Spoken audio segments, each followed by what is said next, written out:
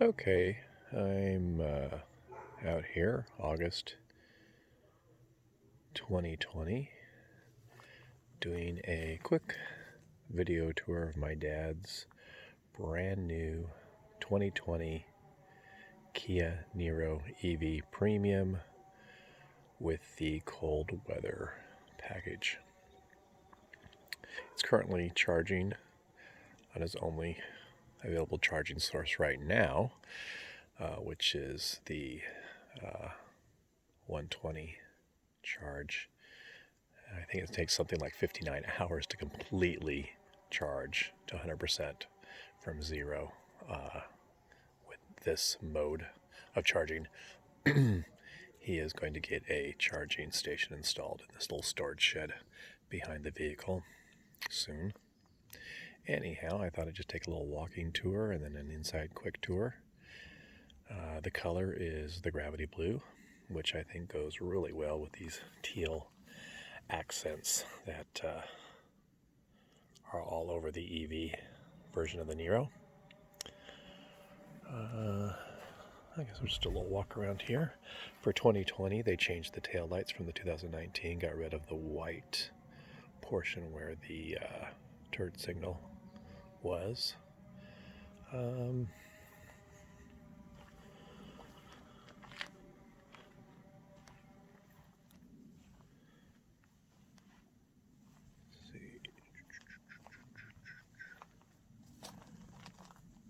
around the front here.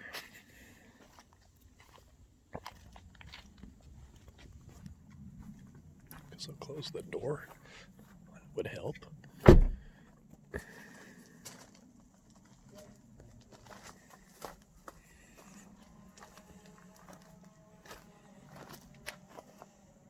As you can see, it's currently plugged in, as I mentioned before. That's the charge port in the front. Again, more of those teal accents. This right here is the LED running lights. LEDs throughout the front, except, oddly, which I think is kind of a misstep, this fog light is still a halogen bulb.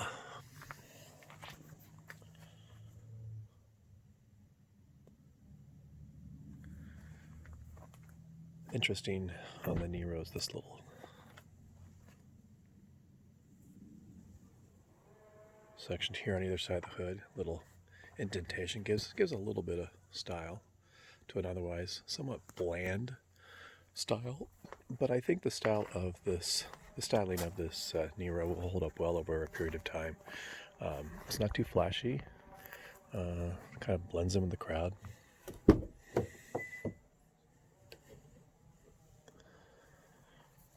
So I don't know if we can see here, but along this piano black trim, yeah, I guess we can right here.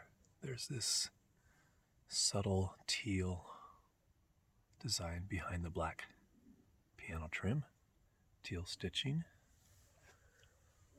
Harman Kardon stereo system on the premium version of the EV. Mind you, this is the US version. The Canadian top version, I believe, is the SX Touring trim, and they have a few more features. For example, and correct me if I'm wrong, folks, but I think on the Canadian top tier Niro EV, there is somewhere right here, the memory position settings, which the US model doesn't get so far. Here we have some controls here. We've got blind spot monitoring, lane keeping assist, shows you the remaining time on the 120 volt charging system. That's 30 hours and 20 minutes until full. It's at 50% capacity right now with a 60-mile range. With 60 miles left on the range right now. Here, let's turn this on.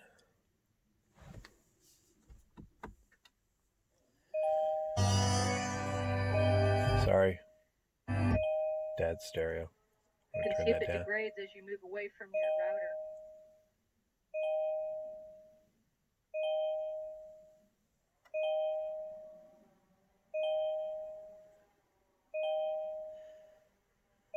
Okay, apparently he's on the phone with my sister. Open private mode. Okay. Close this door. Okay. So one of the changes for 2020, which I think was a welcome change, was this right here. I think it's an 8-inch on the regular Niro. On the premium version that we have here, it's a 10.25 or just round up 10.3 inch screen. They also changed this trim up here to black piano trim, which looks really nice, but it shows a lot of fingerprints to go along with the previous black panel trim here, and then this silver trim along here. It just brings everything together nicely. The dash up here is soft touch on the doors, and of course the armrest, and then hard plastic down here. You got all your modes here on the steering wheel. The premium version has what is known in the industry as adaptive cruise. Kia calls it the Smart Cruise Control, or SCC. Still learning all the acronyms, mostly because I'm trying to learn and then teach my dad. So there's a twofold motivation on my part. Back here, on this side here, and this side here, are your regenerative braking. On this side, pull back, and you can increase the amount of regenerative braking. If you hold down for a certain amount of time, you can actually use this left shifter to actually brake the vehicle, so you don't have to use your foot brake. So it, in effect, gives you a one-pedal driving mode. On this side, it decreases your regenerative braking. On the premium version, you have heated and cooled seats. This auto mode looks like a hill holder. You've got your electronic brake here. You got your release. You've got your drive mode button here. There's Eco, Normal, and Sport, and there's also an Eco Plus. This is for your parking sensors, and with the Cold Weather package, you get a heated steering wheel, and I'll talk about the Cold Weather package in a moment. This is your gear selector here. Oops, somebody's mask in there. Here's your storage here, and it's also a cup holder. So if you hit these buttons, these come out and pull them back individually, together. You also have, I guess it's in more storage back here. That's what I was thinking of. You have another right here, another charging port, more storage there. And segue to charging ports. You have your USB here for you can charge from this. It's also for where you plug in your Apple CarPlay or Android Auto. And sorry, I haven't had all my coffee yet, and it's morning here in Washington State. And here is another charge. This one, however, is one that's always powered even when the vehicle's off, so that's good to know. And here, of course, is your 12 volt. Here we have climate control, all that good stuff. This button has nothing to do with climate control, as I'm understood. It just brings you to it's a button you can push, and it brings you to an EV screen up on the screen up here. This button, interestingly enough, cuts off the air conditioning and heat on the passenger side, shuts off all these vents. Now, what good is that, you might ask? Well, let's say you're running out of you're running out of range. You're really concerned if you're going to make it. So if you just hit that, it will just have the air conditioning and or heat just on the driver, and it saves a little bit of range, puts a little bit of range back in to your vehicle.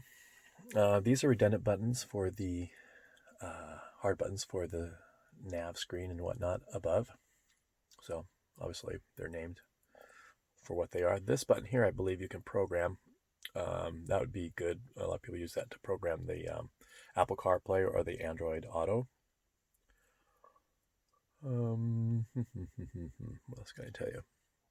I haven't really gone through the entire screen yet on here. Screen. Home. So with this wider screen, you can have different things showing. Here it's showing a nearby charging station. It's at Evergreen State College here in Olympia. He's, like I say, he's currently on the phone. He's in the house, actually right next to the car, on the phone to my sister. Let's see. Up here is showing you that it's charging. It's plugged in, charging, and showing kind of the rate of where it's at. Up here, of course, you have your map lights and whatnot, and your sunroof control. What else can I tell you, folks? Like I said, this is not going to be a really in-depth video. Lots of space in the rear seat. I think there's 36 inches or maybe a little bit more of legroom. Plenty of headroom. I'm a little over 6 foot, and I have plenty of space back there.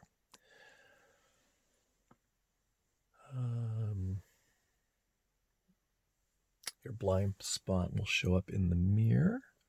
There, it's hard to tell there. So a little bit about the cold package as I get out of the vehicle here and kind of show you the cargo area. The cold weather package is an $1,100 option in the States. I think in Canada it comes standard on all their models, and I think in some certain northern tier states it also comes standard. Even though Washington's a northern tier state, it doesn't come standard. Like I said, it's an $1,100 package, and it includes a heat pump. And of course the aforementioned heated steering wheel. The advantage of the heat pump is that first of all, it preheats the battery, so the battery's always heated nicely for charging, prevents it from losing any power or any electricity or range from temperatures. Usually I think when it dips below about 40 degrees Fahrenheit, you notice on most EVs that the range is affected. So with this cold weather package and the heat pump that's installed, that's never an issue. Your range is your range, no matter what the temperature is. So it's a worthwhile option if you're considering a Kia Niro, even if you live in warmer climates that can't get down, let's say in the winter, to those temperatures. I would fork over the money and include that in your option package. Okay, so open up the hatch here. So I believe, dimension-wise, about 18.5 cubic feet here with the seat up. And with the seats folded, both seats folded flat, or as flat as they go, 53 cubic feet. This one has the cargo mat, which is a dealer-installed option. It also has the carpeted floor mats. That's where the other options, dealer-installed options. So you've got cargo tie-downs, all four back here, and if you had the cargo net, it'd mount to those cargo tie-downs. Your cargo cover, the cover can be removed and actually stored in here, between there to all the way over there. There's this this smaller storage section here, and there. And then if you lift this up, pardon me, I'm trying to do this with one hand. You've got another section underneath, and this is where your charging cord would store, and then that is your inflating system for your tires, since there is no spare.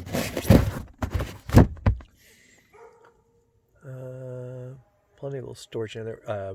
What I didn't is show you around that lower storage area, around where a spare tire would go. There's plenty of storage all along the side there, and behind the wheel well down there. unfortunately, for those that are used to it, the tailgate is not a power tailgate, but it's not very heavy at all. Nice cross rails up here to give you that crossover style. I guess we look in the back seat here. I guess we can on that side.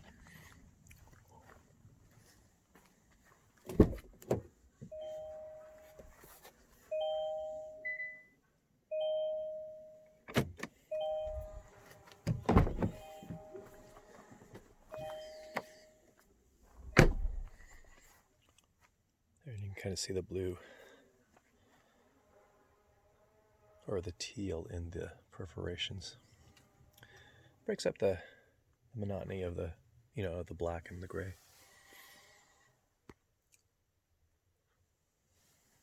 So yeah, that's his 2020. He's still learning. He just picked it up yesterday. Well, we're both learning. I will say that the vehicle is very, very quiet. Like most electric vehicles. Road noise, wind noise, very minimal. I think there's just a few missteps. I think they should have the memory controlled seat on it like they do in Canada. I think a heads-up display would be nice like they have in the Kona EV. Those are the basic two shortcomings I can tell. Fairly minor. I will say that they have in the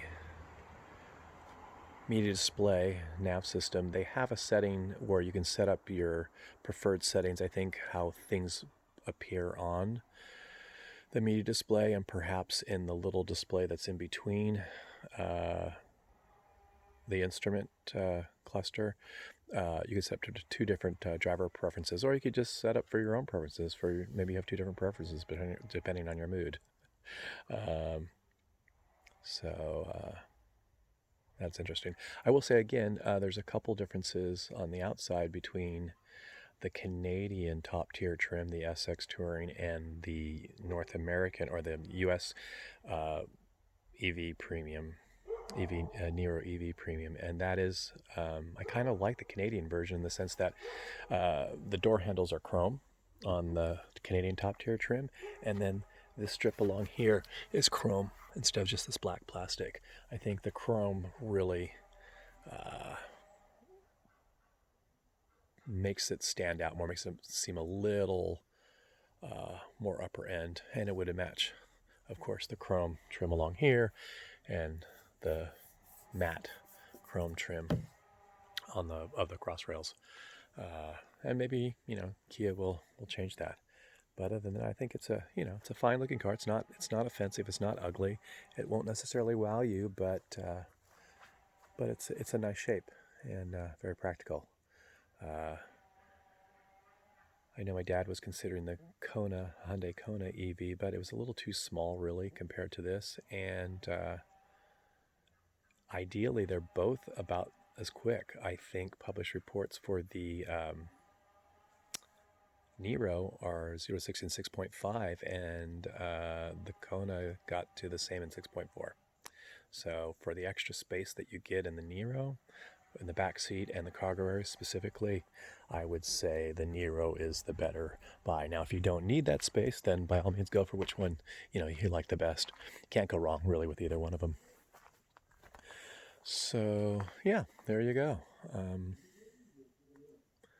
might share some videos later with more stuff that I learn, but that's it so far. Take care, everybody.